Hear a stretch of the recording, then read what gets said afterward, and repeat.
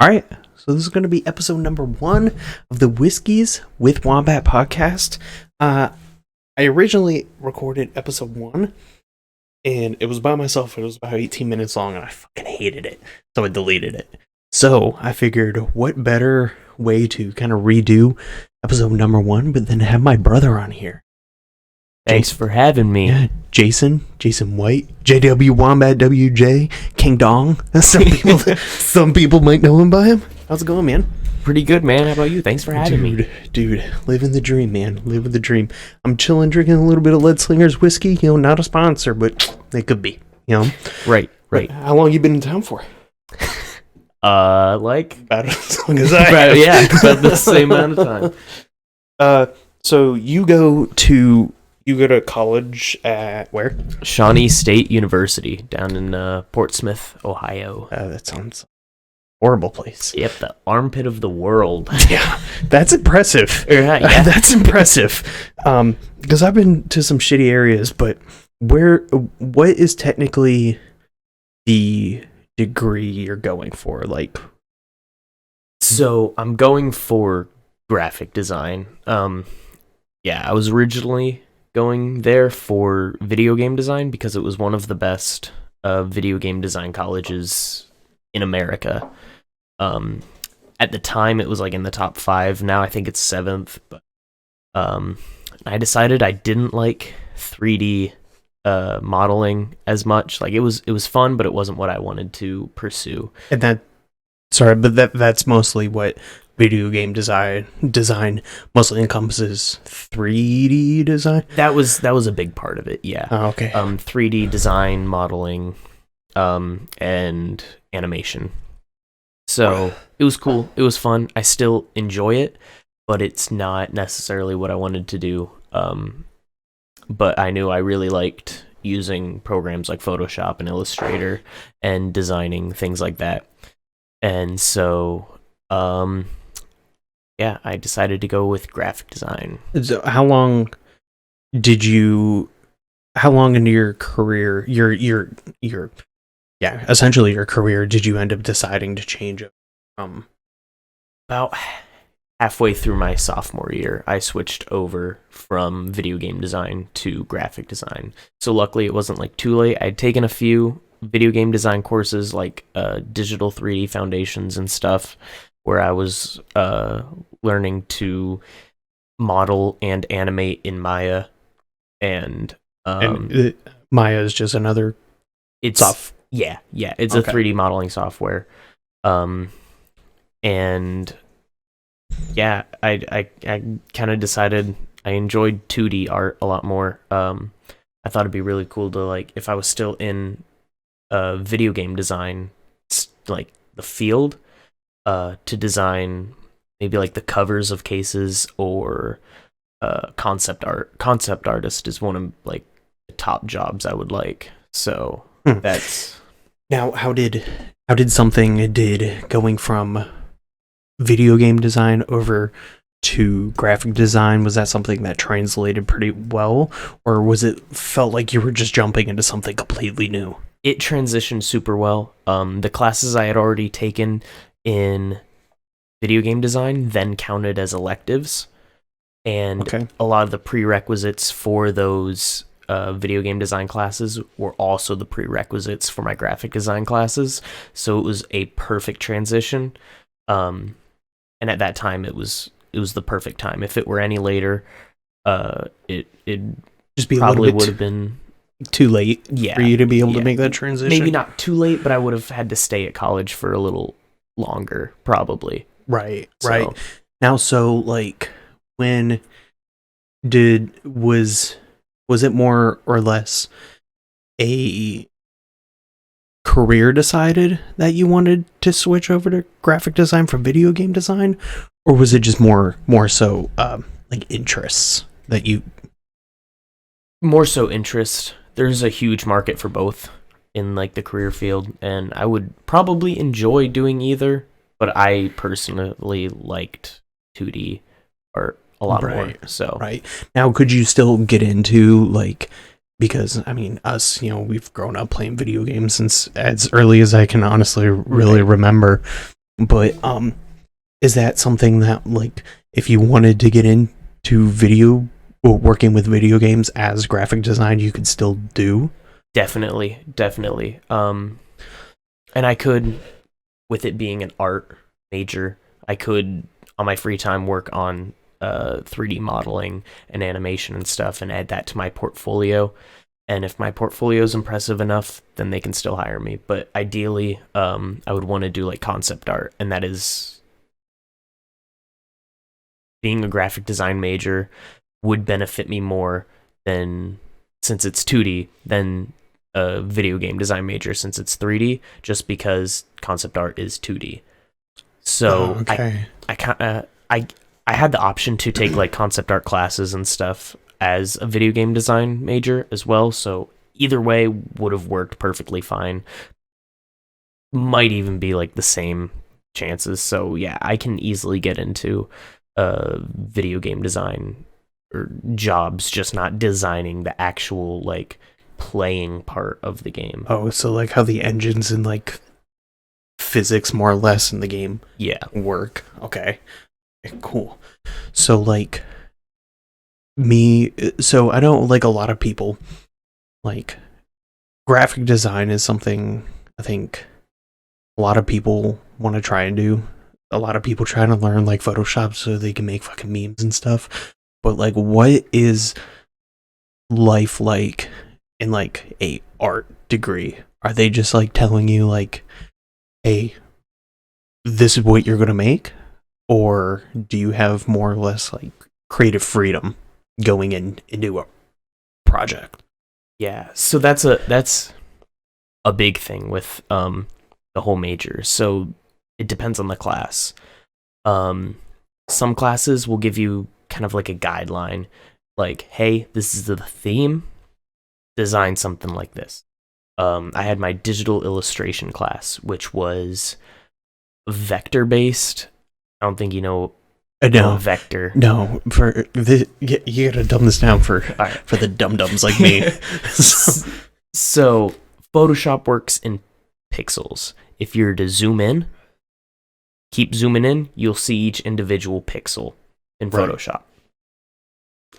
So you can't scale up a pixel to any size because it'll become pixelated. With a vector, you can keep zooming in forever and you'll never see a single pixel. And so vector-based design be scaled up as large as you want. So if you made a picture, you know, it's going to look as good on a computer screen as it's going to look on like a billboard. If designed properly, yeah. Okay. So, sorry, go on. So yeah, pretty much like logos, things that will be made in different sizes, anything that isn't like a picture, like a more simplistic design. Your logo, for example, is vector, or at least should be vector, right? So where that's more of a less detail, less like it's more flat. Mm-hmm. Vector generally looks more flat. Now, a good artist, and can break away from that. There are some really cool designs that I've seen that are all vector based, and you'd never be able to guess. Mm-hmm. But generally, you'll see like flatter colors and stuff, less depth to it. Cereal boxes are generally like, as an example, would be like vector based for the most part. So yeah, in that class we would design vector based stuff. One of the projects would be like, one of them was choose 7 objects from your favorite movie. And then we had to redesign them into little frames across the entire 11 by 17 inch poster. And so each one had to be in a colored frame, and it needed to be all vector based, so it could be scaled. So in that, it's just like, hey, design stuff from your favorite movie. This many things. So you're given creative freedom. Where there will be other stuff, like in my graphic design class, there were some instances where they're like, this is the company, this is this like fake company. They're looking for this logo, and they want it to portray this theme. So they want it to look to portray the kind of the what am I looking for? What's the word? Like a brand? Portray their brand in a certain way. So like it would have adjectives like security, protection, stuff like that. And you would need to think of, okay, what colors, what fonts, what symbols would portray this. So are they kind of giving you like a theoretical company? Yeah. So let's say it's like a fast food company or something like that, where they're like, okay, design a logo for this. Yeah, and there'd be like a little description of the company. One of the companies I had designed, the fake companies I designed a logo for, was called Honey Hut, and it was a local like beekeepers selling their honey, have like a mom and pop place, and like it gave a little description of kind of message they wanted to send and things that they would be using their logo on. And then so we would make mock-ups of like a little jar of honey. So a mock-up would be where you have a picture of a jar of honey with that logo on it, so the client knows what that logo would look like on a jar of honey. You don't have an actual jar of honey, but you Photoshop it onto a jar of honey or something like that. Right. Photoshop it onto a billboard, onto like a sign at the front of a restaurant. So like any form of advertisement, essentially, that you're going to be able to... Pretty much. That you can like think of. So does everybody in your class, are they going to have the same company, or is like theoretical company, or somebody, or are you assigned like, hey, you're going to do this, somebody else is going to do this? Yeah, everyone has the same company. For the final, for Graphic Design Studio 1 and Graphic Design Studio 2, which are like the there's 4 like stages of the class. I take it for 4 semesters. There's Studio 1, Studio 2, Studio 3, and Studio 4. And so in 1 and 2, our final, maybe it was just 1, doesn't matter, was to find an actual company who was looking for a logo and design a logo for them. We didn't have to send it to them, but we had to find like a posting on this one website. I can't remember the name. There's a website people post like they need a logo designed, and it's kind of like a Fiverr, but they're not looking for designers.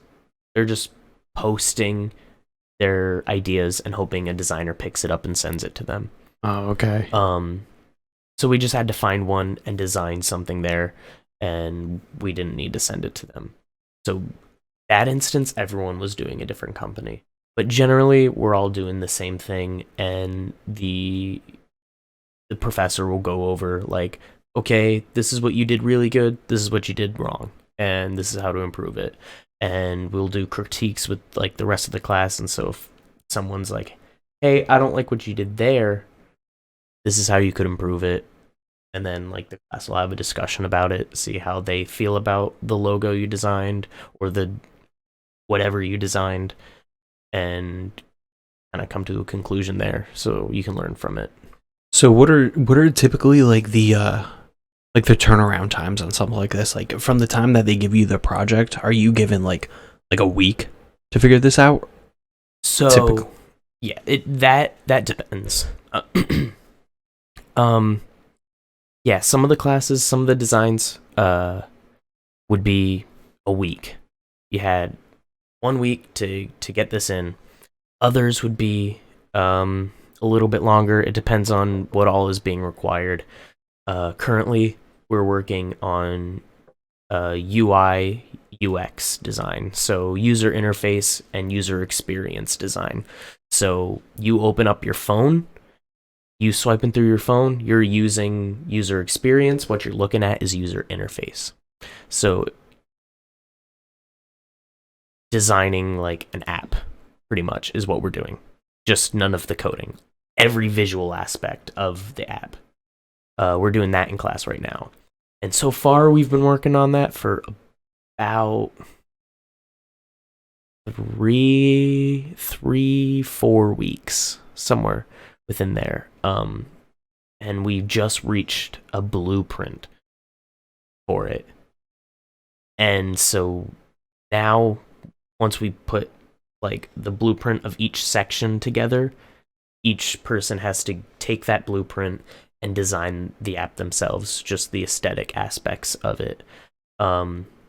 We had like a team working on the theming and logo and like the marketing of it, so the name and the color themes and the logo. Not to interrupt you, but is that, whenever you say you have a team, is that somebody in your class who's coming up with that, or is that somebody else who's working on a different degree path? That'll be someone else in the class. So the class was divided into 4 or 5 teams. There were teams working on the main screen of the app.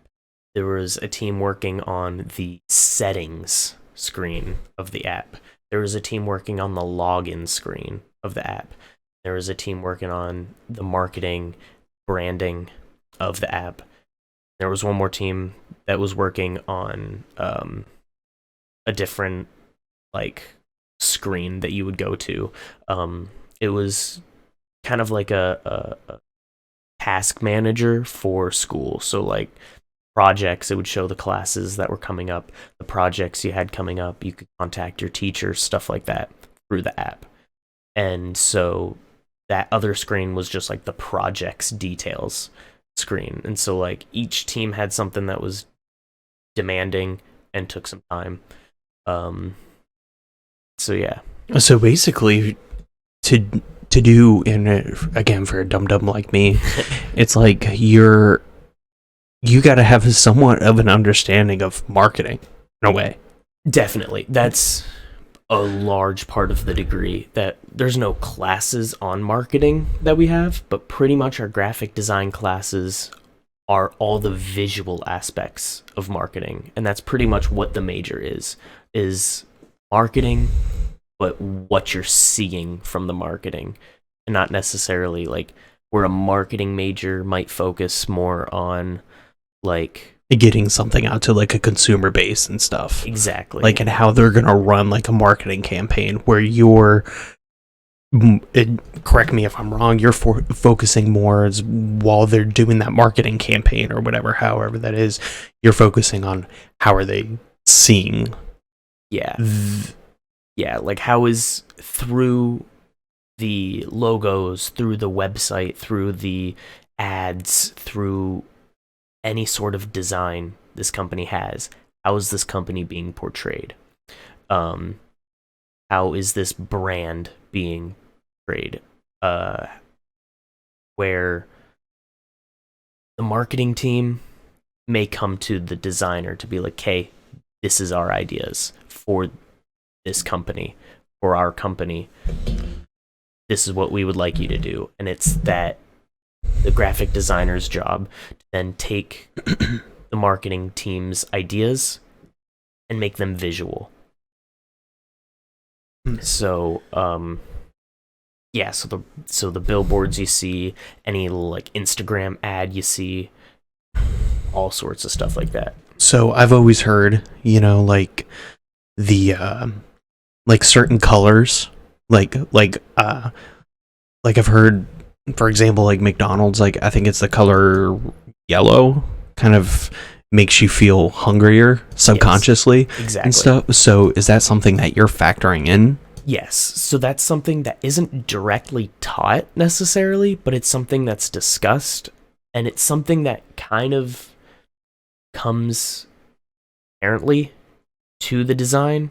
When we talk about like what is the message of this, what is the mood we want to put across, and then I like to dive into the more like psychology part of it, of the colors. So like, yeah, yellow makes you hungry or happy, or red makes it inviting.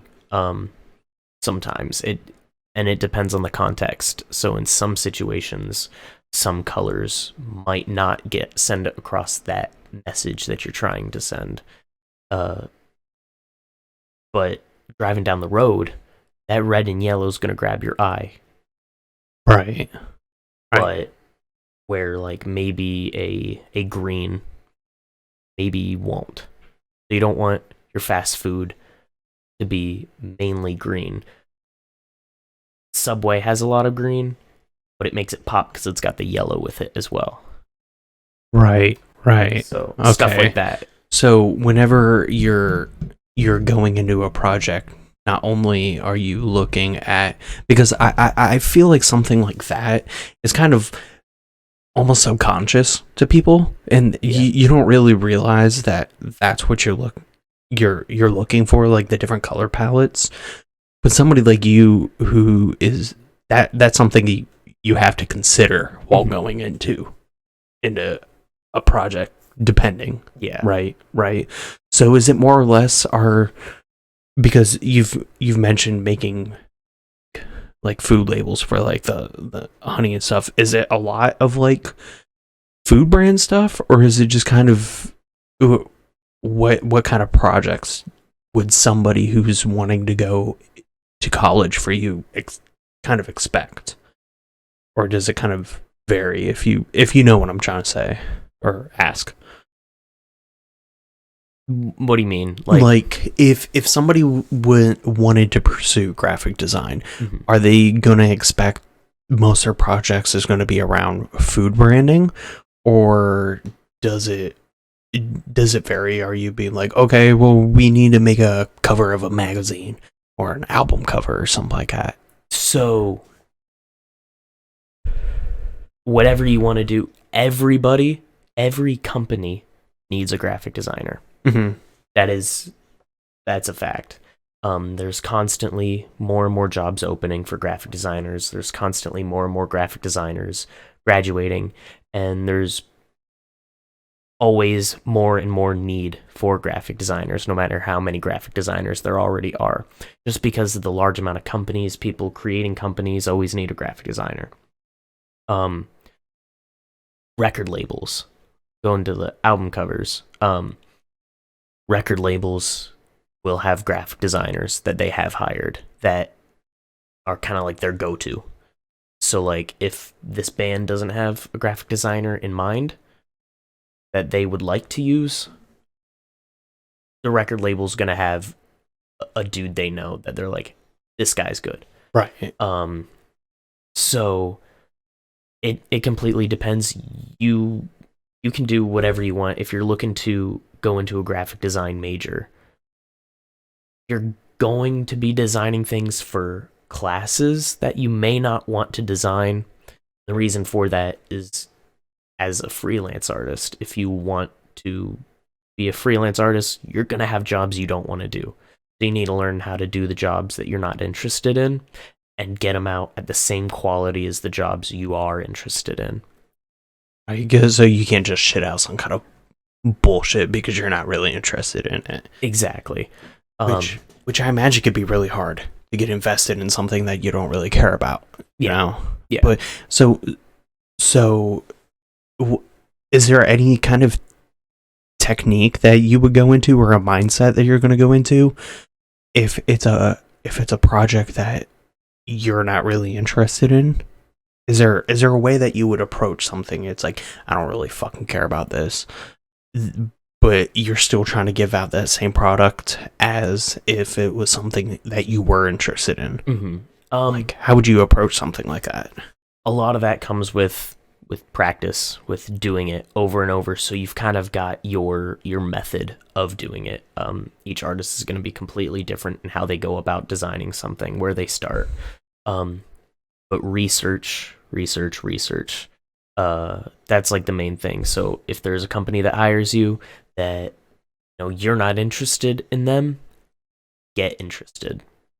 If it's not a project that necessarily you're interested in, try to get interested in something. Like an aspect about the company or the project. Yeah, because chances are, if it's a company that is worth it, there's gonna be an appealing aspect to that, or else they might not have the money to be paying you. So they've got to be going somewhere. If that makes any sense at all. So yeah. If I forget where I was heading with that. But yeah, it just takes getting to know the company, getting to know their aspects, what they want in the logo. That's probably the key, is just getting close to the company, getting to know the company, getting to know the ins and outs of this company, their ideals, everything like that. That gives you a lot to go off of. I imagine that'd be probably pretty hard if your professor or something like that tells you hey, you're going to make this. Trying to find a way to connect, if that's the right way of saying that, to make a project that you might not be very interested in. Right. So with the honey hut, it wasn't honey hut, it was honey house. Honey hut is something different, I'm pretty sure. But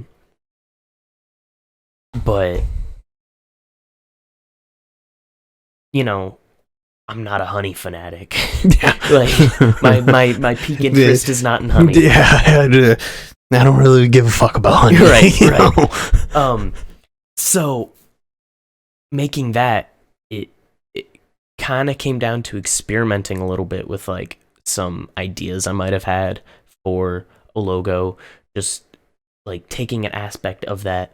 One thing that I hung on to was the idea of honey. I wanted to make the logo look like honey was written out in honey. So it was drippy, and it had glossy, and so you kind of use that as a learning experience. So when you don't know what to do, you find something to learn. And that can usually inspire you. Generally, my best designs I've come up with or made have been through me trying to learn something. So trying to learn a different style of design, trying to learn a different workflow of design, and experimenting. That's another thing. Research, getting close to the brand you're working for, and experimentation.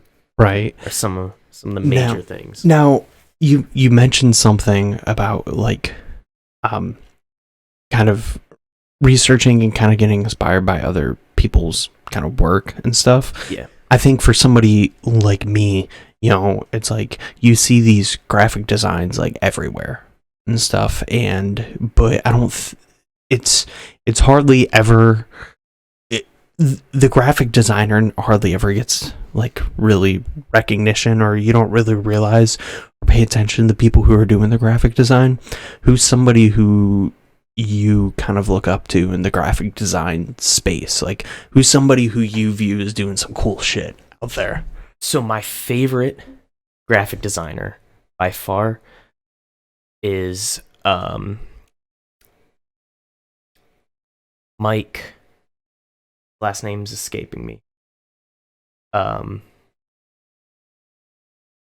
remember his name on Instagram. It's Mike C Hardcore. But he does all of the designs for my favorite band, A Day to Remember. He has designed all of their album covers. Every single one, from their first one to their last one. He's kind of grown with a Day to Remember. He's good friends with them since they were all younger.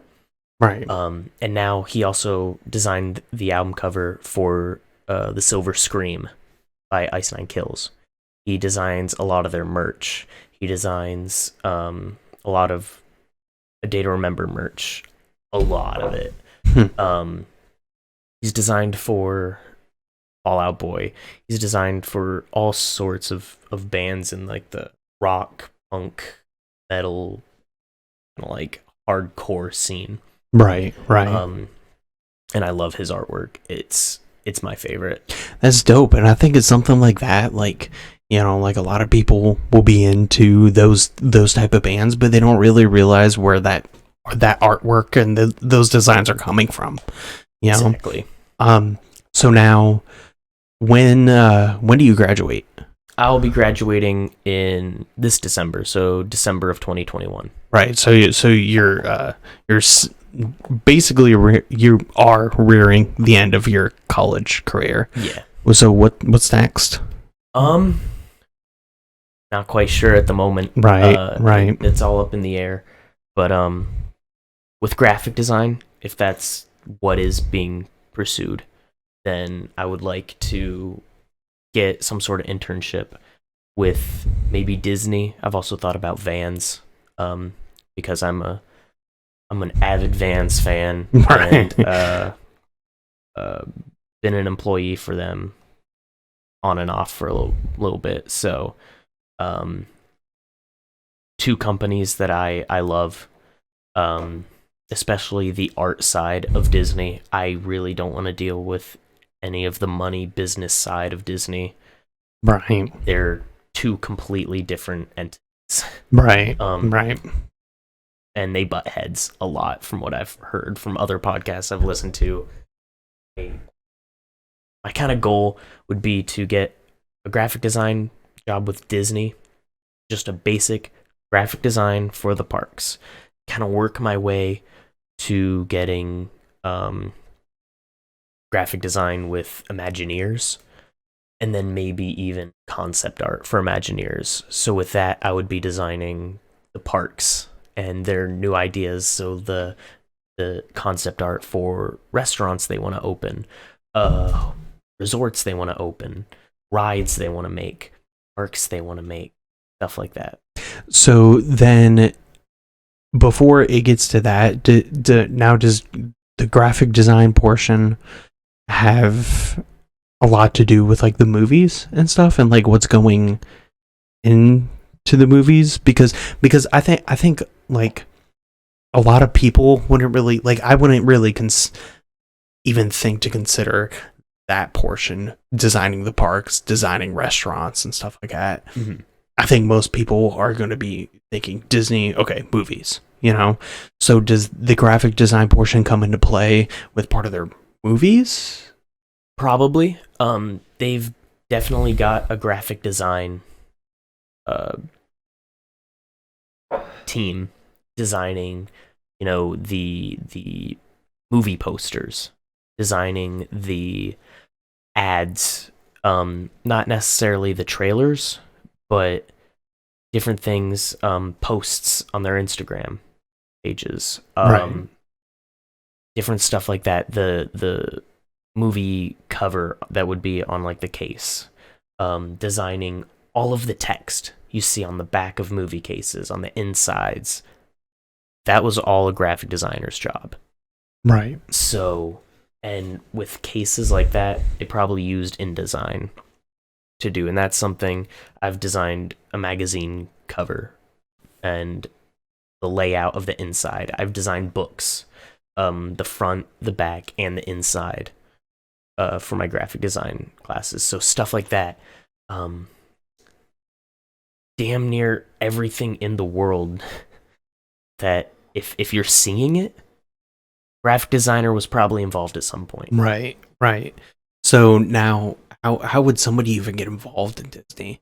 Because Disney, to me, like, just seems like one of those companies who can basically buy and do whatever they want. And it sounds like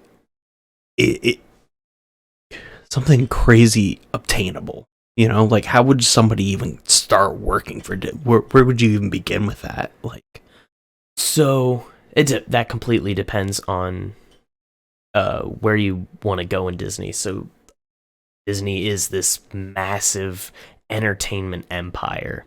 right. So you need to narrow down where you want to work for them. Do you want to work in an animation studio? In that case, you got to move to California. You got to learn animation. You got to do stuff like that. Do you want to work for Pixar? Do you want to work for the business side? Do you want to work for the parks? My interest is the parks. They're all sort of... So, yeah, there's like the business side, there's the movies, and there's the parks. All completely different things. Right. All under the name Disney. All representing each other. But they're not one and the same necessarily. Now, once you've got your foot in the door, it's going to be easier to go to a different one. Right. If you're in college, a really good way to get your foot in the door is the Disney College program, which I did, which is why I'm graduating now in December rather than what would be normal to graduate in the spring. Of 2022? Or just in the spring, at the end of a spring semester, because I have an extra semester because I did the Disney College program, so everything kind of got pushed. I did the Disney College program in the fall of 2019. Right. So everything, my next few semesters just kind of got pushed forward a little bit. It slid to the right for a bit. Right. Right. So for Disney, because I think something with Disney that is pretty, and I like the term that you used, an entertainment empire, where that is almost played out in almost every single aspect of everything that they do ever, like to the smallest detail. You know, does a graphic designer come into part of that, or is there like a whole different team that does kind of the immersiveness of it? So, with the parks, Mm-hmm. you mean like the immersiveness of like when you're at the parks, it really feels like you're somewhere else? Yeah. That is going to be an Imagineer's job. Okay. Okay. So where if I'm just a graphic designer for the Disney parks, what I'll be designing are like, ads, posters, maybe merch. I'm not quite sure. But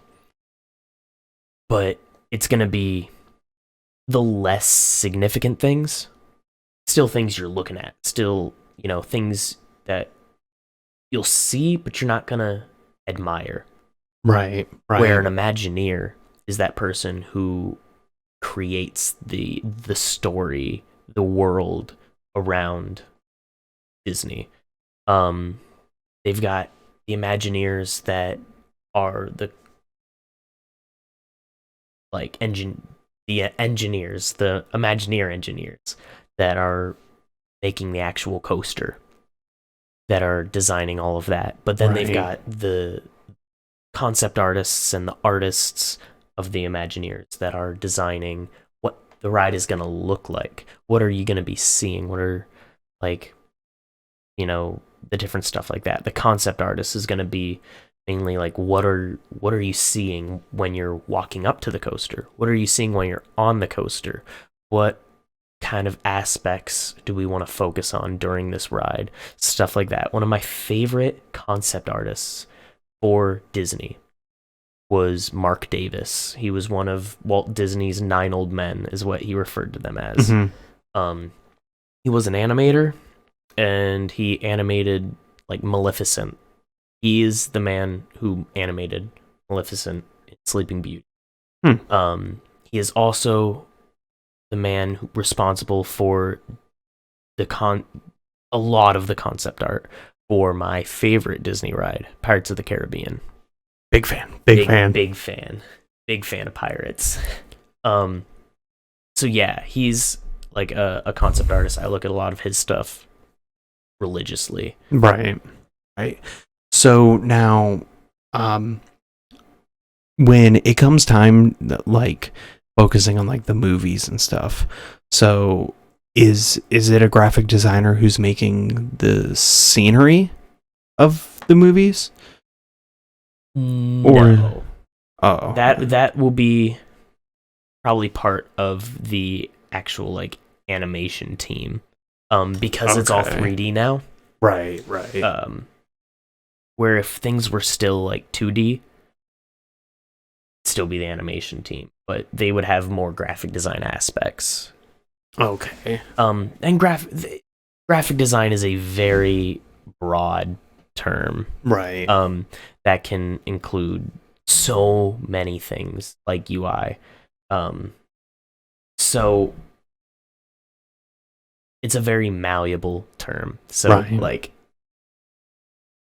some animators could be considered graphic designer, but not all, and not all graphic designers are animators, but some animators may be graphic designers. Right. So it's not like a label that you can use to define something exactly. Yeah, and I feel like graphic designers play a very important role in an aspect of all of our lives that we don't even really realize. Even down to stuff like the girl who made my logo, down to streamers, anything, or like websites. Mm-hmm. So go ahead. Down to someone who made the instruction manual when you were trying to put together a desk, your chair, your anything. That instruction manual was made by a graphic designer. The Target logo is an example I like to use. That guy probably, gets overlooked a lot by just the average people. Like, it's just a circle. That's it. But that dude probably designed it for months. Because there's a lot of work that goes into that sort of thing. He also needs to make sure it's not someone else's logo. He needs to make sure that he's got the rules and guidelines set up for Target to use this logo. So a designer would of that level would need to create, like, this is where you're allowed to use this logo. This is the exact color that it is. So he'll give like the color code, where it'll be like if you're using Photoshop or something, there'll be a little code down wherever you're choosing a color. That's just like, I don't know, C4B812 For like RGB. and that as well. Right. Yeah. So they may even have it listed as every single one. So like RGB, CMYK, and like What's the color CMYK? code, cyan, magenta, yellow, and black. Oh, okay. That's okay. what a printer prints in. Oh, okay. So, yeah. Certain printers print RGB, but like your basic printer you've got at your home is CMYK. Oh, okay. So he's going to have it listed as like, this is the exact color. You only use this color or these colors, and these are the exact sizes you're allowed to use it at. No other size. You'll lay it all out, plain as day, for them to know, okay, like if we have a question, it's in here. If it's not in here, we can't do that with the logo. Kind of thing. Really? Yeah. And he was probably paid near, maybe a little less than, or maybe a little over $1 million for Some two circles. Jesus Christ. Yeah. So even down to like the color code, is that the proper term for a? I assume so. Sounds good. Yeah. Sounds good. I just made it up on the fly, Yeah. so we'll go with it. I'm now a graphic designer. But, Yes, sir. But even down to that, can that be copyrighted? Is that what you're? Not necessarily copywritten, though you can patent colors. Disney has a patent on a color called Go Away Green. That is, they had scientists coming in, psychologists, to design this one color. It's a color Really? that just your brain doesn't want to notice it, or if it doesn't want to remember it, kind of deal. Really? Yeah. If you've been to Disney, you've seen it. It is this grayish, greenish, you can look it up. Called Go Away Green. Go away green? Yeah, and it's what will be on the walls when they're doing construction in an area. It's going to be the doors to a backstage area at Disney, so places where they don't necessarily want you to look or want you to pay attention to, it's this color. It's like, because very much of your surroundings at any given time, you're going to be seeing green or gray. It's kind of like a mixture of those. So it's just something that you're subconsciously not thinking about? Yeah, unless you start thinking about that color, it's going to be something subconsciously. It just kind of like, it's in and out. It doesn't, like, your brain just kind of disregards the color. Like, that's not important. Really? Yeah. That is wild. Yep. Like, I've never even thought about scientists being brought in to make a fucking color. Yeah. You know? And it's not something in a 64 crayon pack acrylic, which I'm a big fan for snacking on, Oh, definitely, definitely. But, so I kind of want to back this up. What made you want to be a graphic designer? Like, at what point were you like, this is it? This is what I want to go for? So I'm not sure the exact age. Right. But it was, I don't know, 5th grade, 4th grade area. How old was I? 9, 10. Yeah. Something like that. 10-ish. Yeah. Right. And Tony Hawk's American Wasteland. As you know, yeah. I would always take a lot of time designing things on video games, Dude. NASCAR games, Tony Hawk, all of it. Yeah, I can attest to the fact that because you and I, as kind of stated at the beginning, from the time I can remember, you and I were playing video games, and at any single point, if it had anything that you could customize, a costume, a paint, a suit, anything, it was like, I'm just gonna fucking walk away. Right. Until I'll just wait this one out real fast. So, exactly.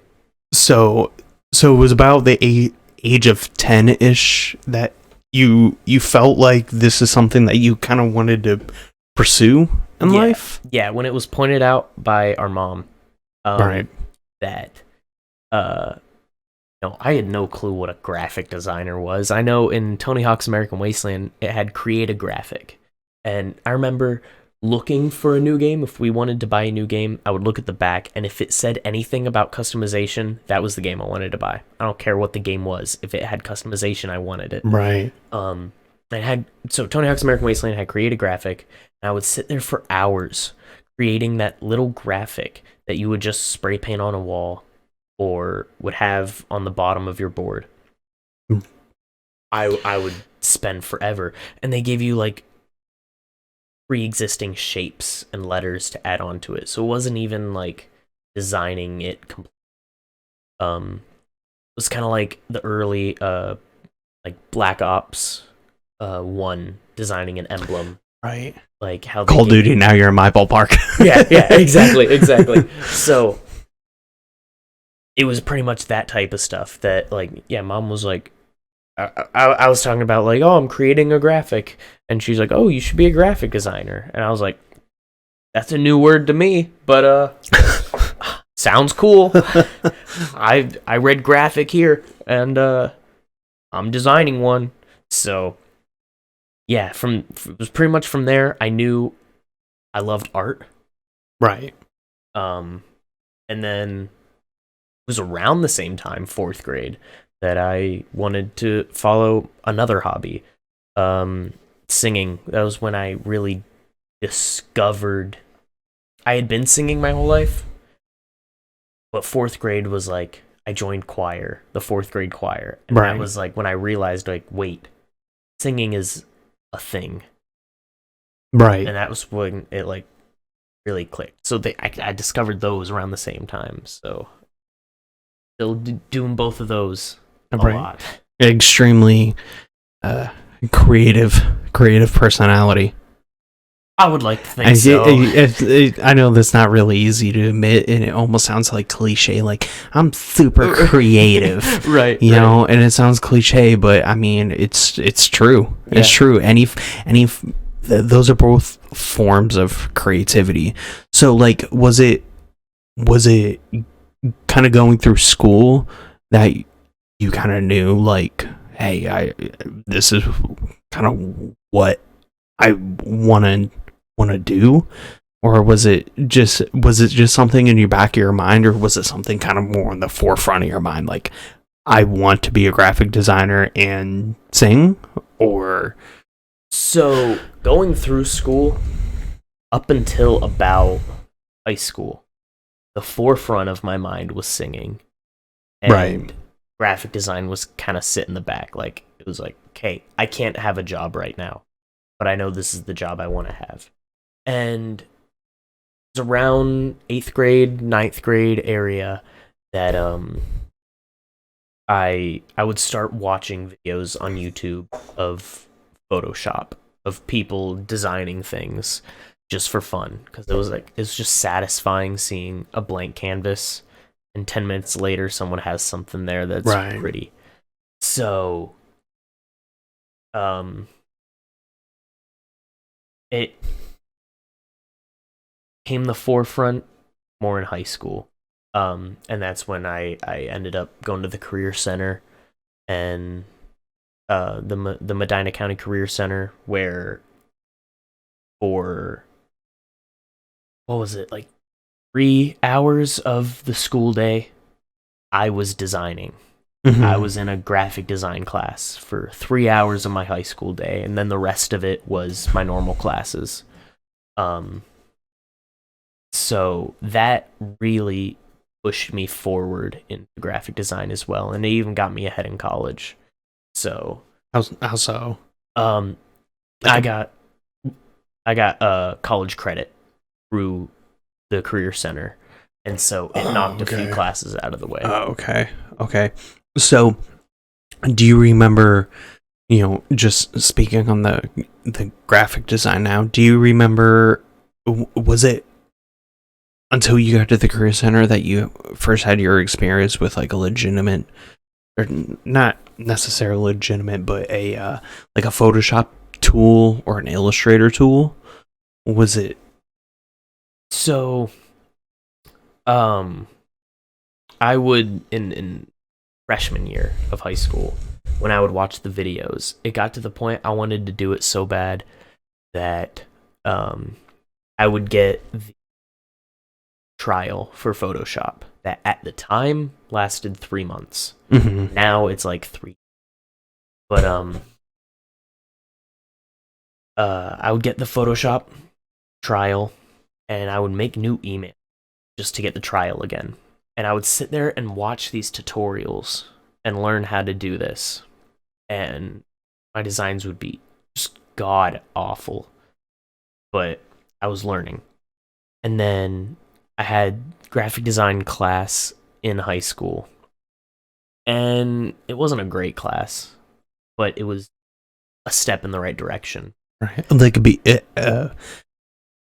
even below, like, foundational stuff. So just getting you exposed. Pretty much. Right. Pretty much. And then I was like, yeah, I like this.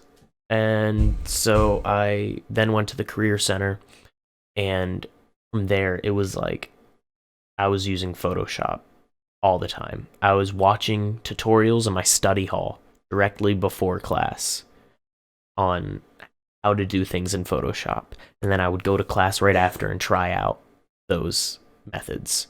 Right. So, like, last 2 years of high school, my days revolved around art and graphic design. Right. Yeah, it was everywhere. Like, I would go home and start working on stuff on the computer you had up in your room at the time before you had brought it with you. I would sit on there and do graphic design. Right. Which I think is so cool, and it's almost a rarity to hear of somebody at such a young age figuring out something that they want to do and then actually going forward in college and doing it.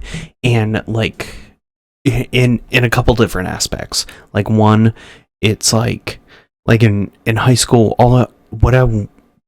my goal for what I wanted to do, I wanted to be a prosthetic designer and stuff. And then obviously, I'm not doing that. Yeah. But I think it's very, very rare to find somebody who was like, well, I want to go and do, graphic design or something like that. And actually follow that through college, because a whole lot of people will change their degrees through college, where, I mean, you did change from,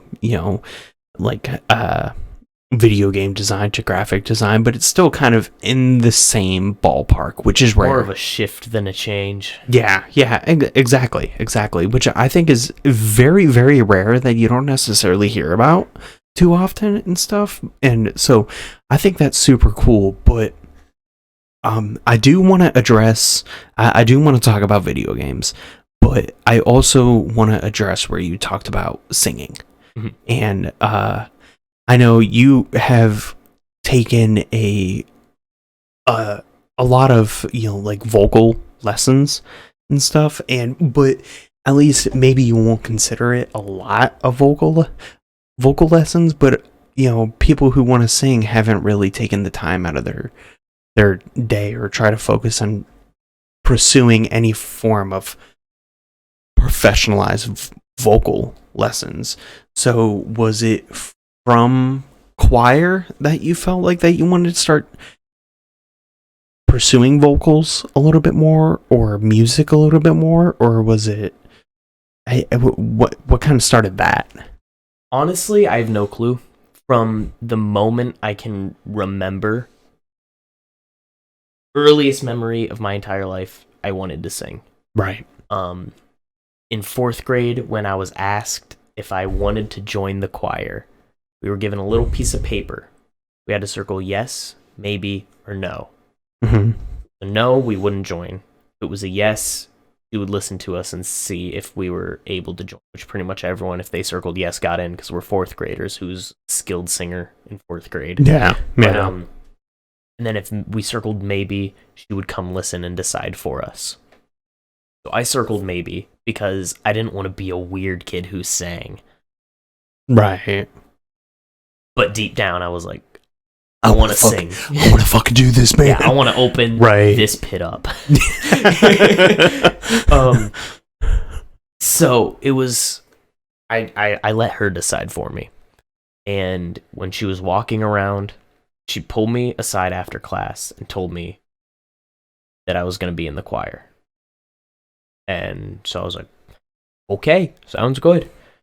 And I remember that summer, she would usually choose one or two students, sing in the honors choir that would be at our county fair. And she had chosen me to do that. So I had always wanted to sing. And then the first chance I really got at singing, I was rewarded. I was rewarded with like, hey, like nice pats on the back and like go to this honors choir. Right. Even though, again, 4th graders are not skilled singers. Right. Like, there are the people with like the born talents and stuff, and that's a completely different topic to go off on.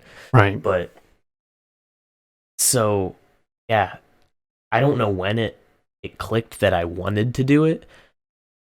I know in 5th grade it clicked that I wanted to write music and I wanted to be in a band. Okay. Mainly due to Thankyou, Escape the Fate.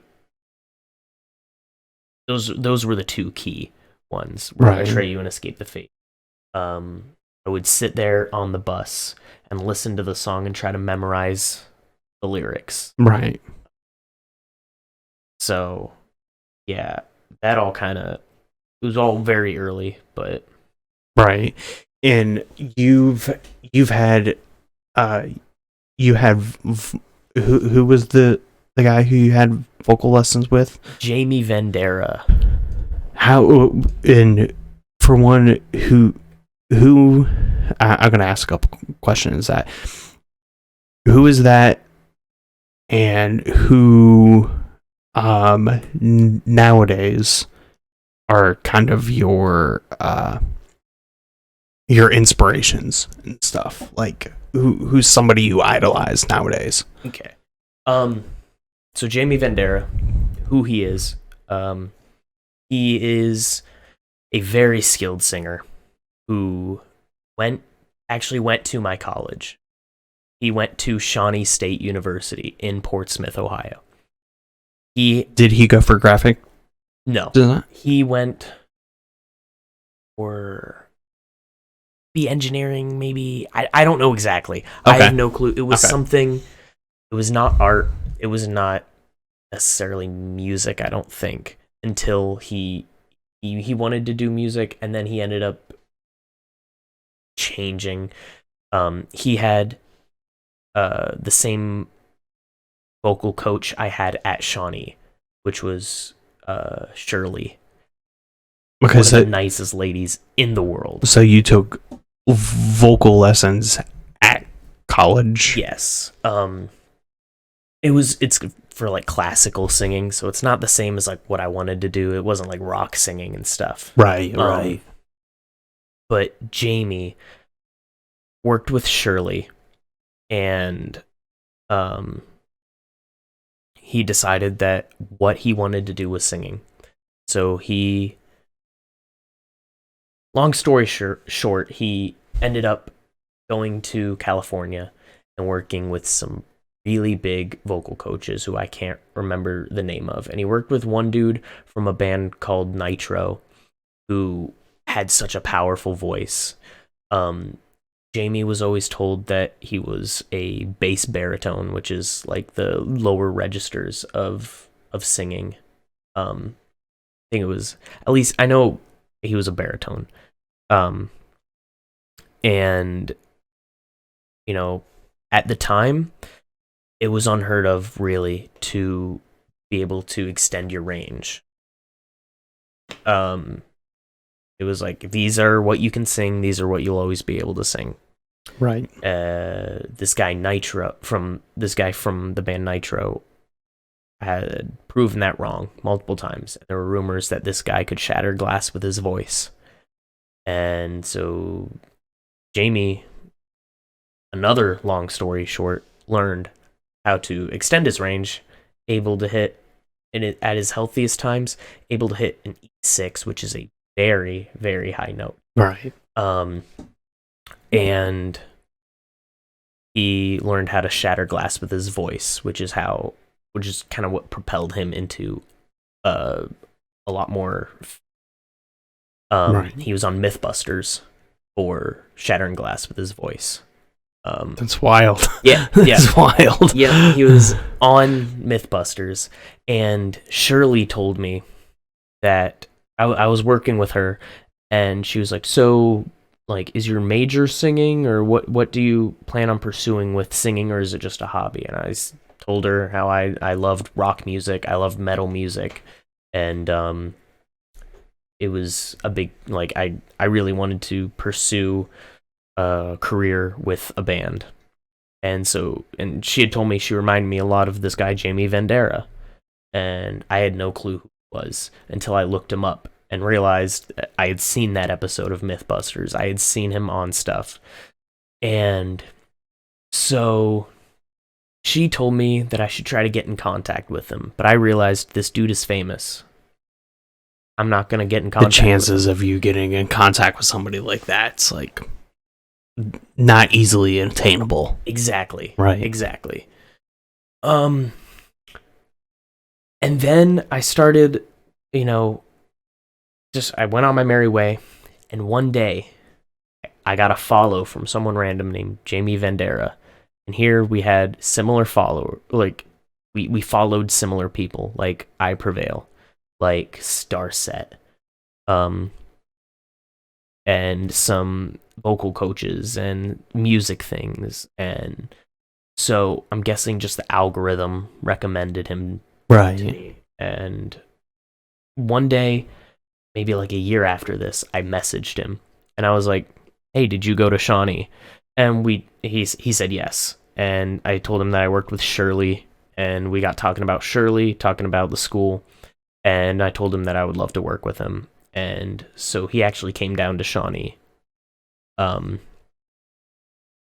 a few weeks before the dreaded COVID hit. The COVIDs. And yeah, he came down to Shawnee, and I had a lesson with him, and it was really cool.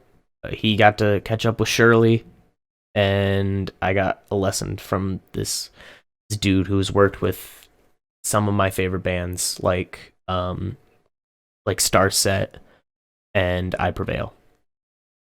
That's insane. And one of the reasons I thought that you were going to be the perfect guest for episode 1 of Whiskeys with Wombat is because so many people will have a interest or a passion for something, but you've really like pursued your passions, which I think is very, very, very impressive and stuff. And like I've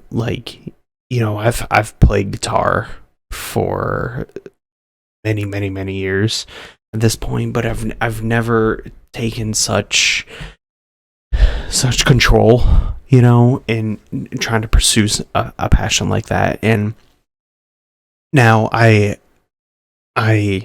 you and I could sit here and make an entire podcast just talking about music, right?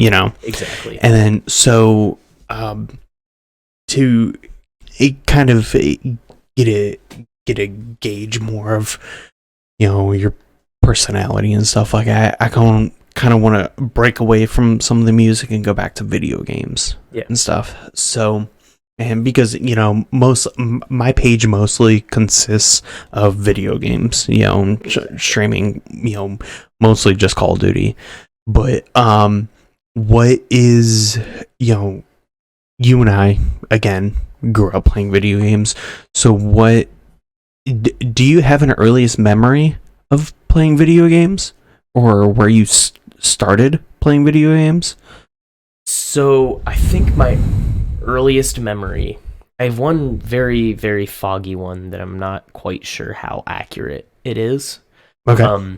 I remember sitting in our we had that Indians beanbag chair and that football beanbag in whenever we were living in Brunswick.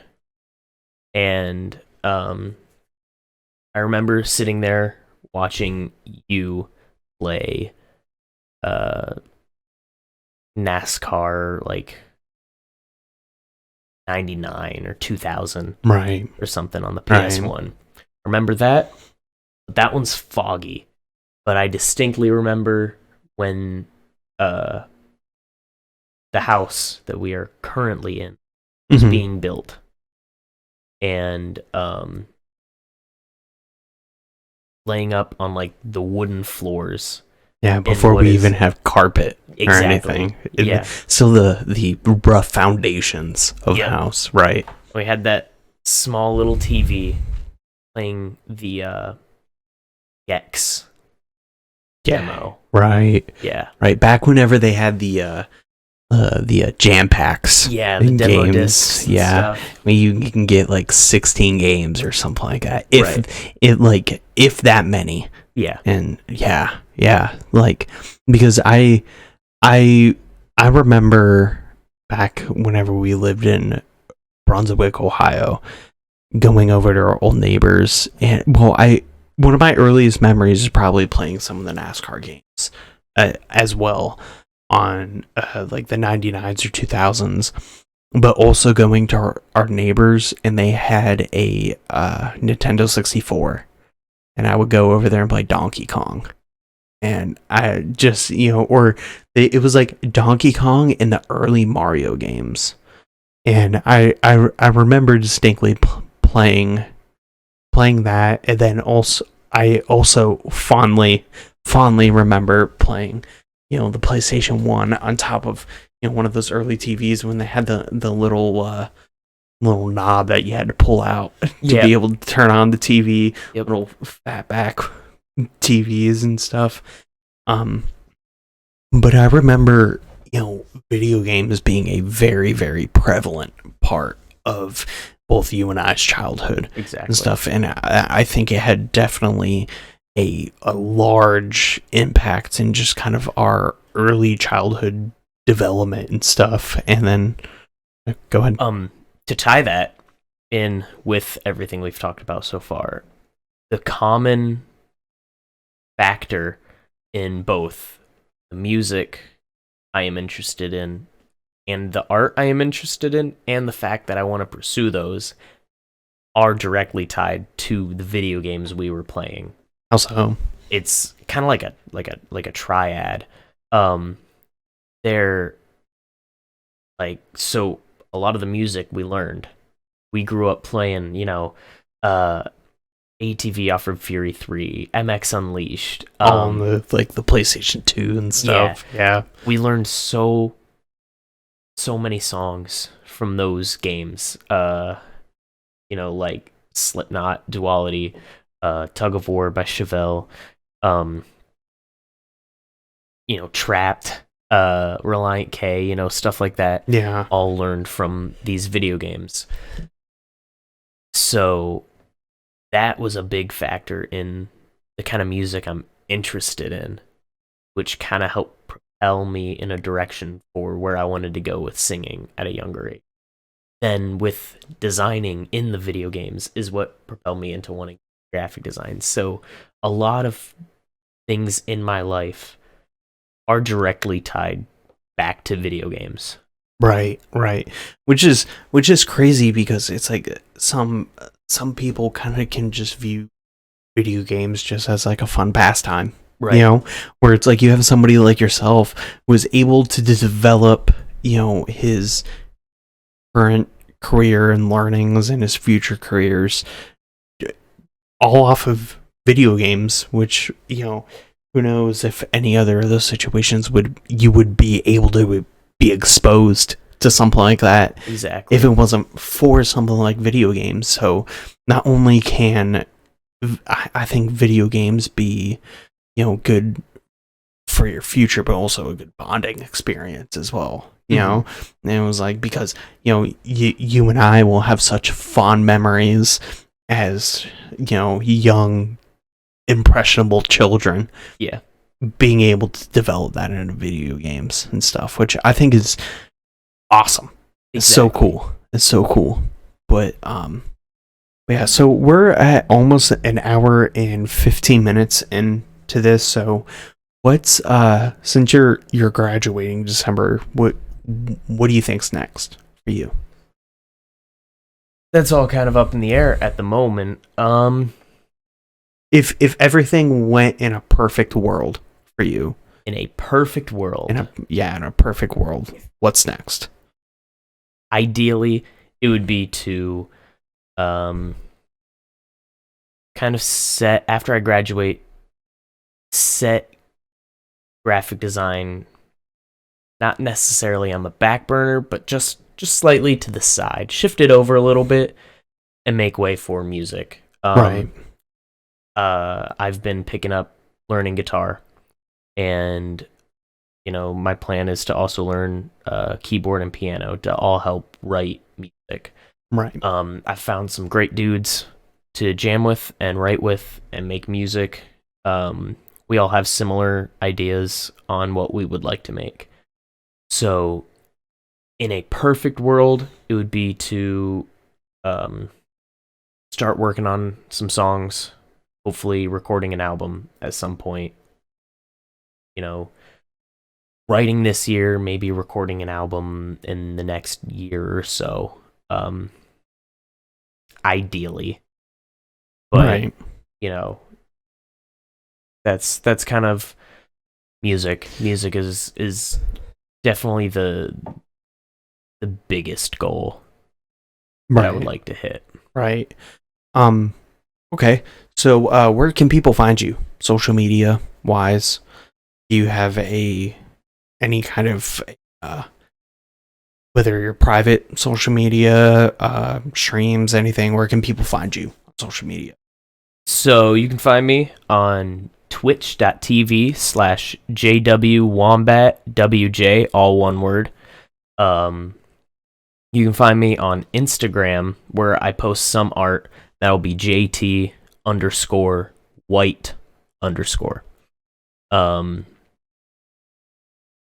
That's mainly all the social media I use, honestly. So that's pretty much it. Okay.